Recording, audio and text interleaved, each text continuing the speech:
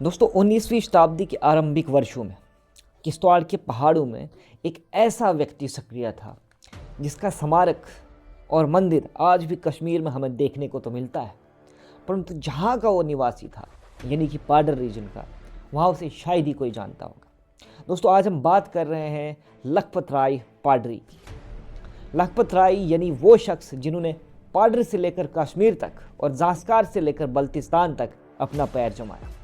लखपत राय का प्रारंभिक जीवन प्रशासन और युद्ध दोनों से जुड़ा हुआ था।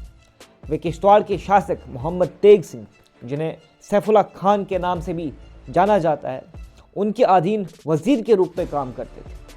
किश्तवाड़ में रहते हुए लखपत राय ने अपनी सैन्य क्षमता सिद्ध की। जब राजा तेग सिंह ने भद्रवाह पर अधिकार करने का निर्णय लिया, जो उस समय चंबा के अधीन था, तो इस अभियान का नेतृत्व लखपत राय को सौंपा गया। इस युद्ध में अफगान सेनापति खुदा दोस्त भी लखपत राय के साथ थे। जब युद्ध हुआ तो इस युद्ध में चंबा की सेना, जिसका नेतृत्व वजीर नाथू कर रहे थे, वो पराजित हुई। इसके पश्चात भद्रवाह नगर को जला दिया जाता है। इस विजय से प्रसन्न होकर राजा तेग सिंह फिर लखपत राय को बोंजवा क्षेत्र की जागीर प्रदान कर देते हैं। इसके बाद कुछ समय बीत जाता है। किश्तवाड़ की राजनीति भी फिर रुख बदलने लगती है।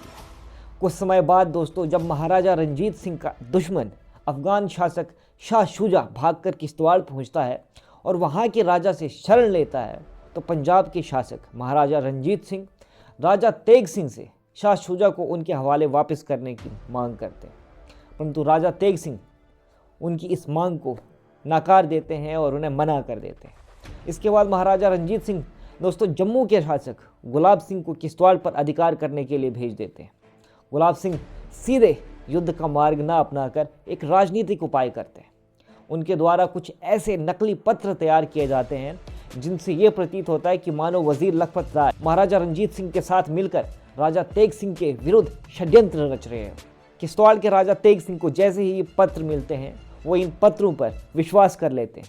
खुले दरबार में फिर लखपत राय को मृत्यु दंड देने का आदेश दिया जाता है।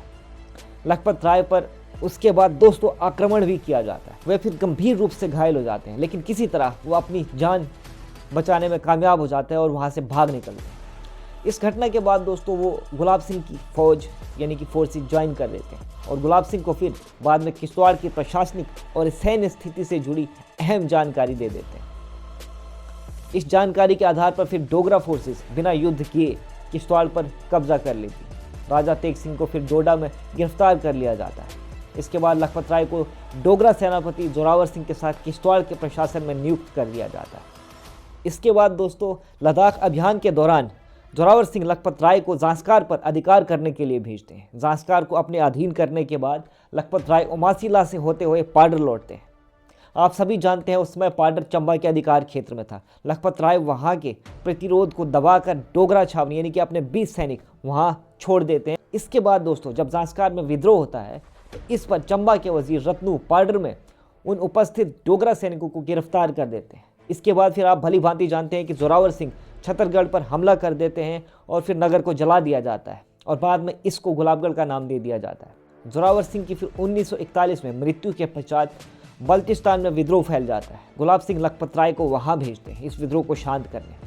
लखपत राय फिर स्कारदू में हमला कर देते हैं और क्षेत्र को पुनः डोगरा शासन में वापस ला लेते हैं, यानी वहाँ डोगरा राज स्थापित कर देते हैं। इसके बाद वे लद्दाख में तिब्बती सेना के विरुद्ध कोई युद्ध में भी सम्मिलित होते हैं। इंटरेस्टिंग बात यह रहती है दोस्तों कि तिब्बतन फोर्सेस का मुकाबला लखपत राय फिर कभी अपने दुश्मन और प्रतिद्वंदी रहे रत्नूपाल सर के साथ करते हैं। याद रहे दोस्तों रत्नूपाल सर, जिनके बारे में हमने पिछली वीडियोज़ में जाना, वो बाद में डोगरा फोर्सेस ज्वाइन करते हैं और अंत तक डोगरा फोर्सेस का साथ देते हैं।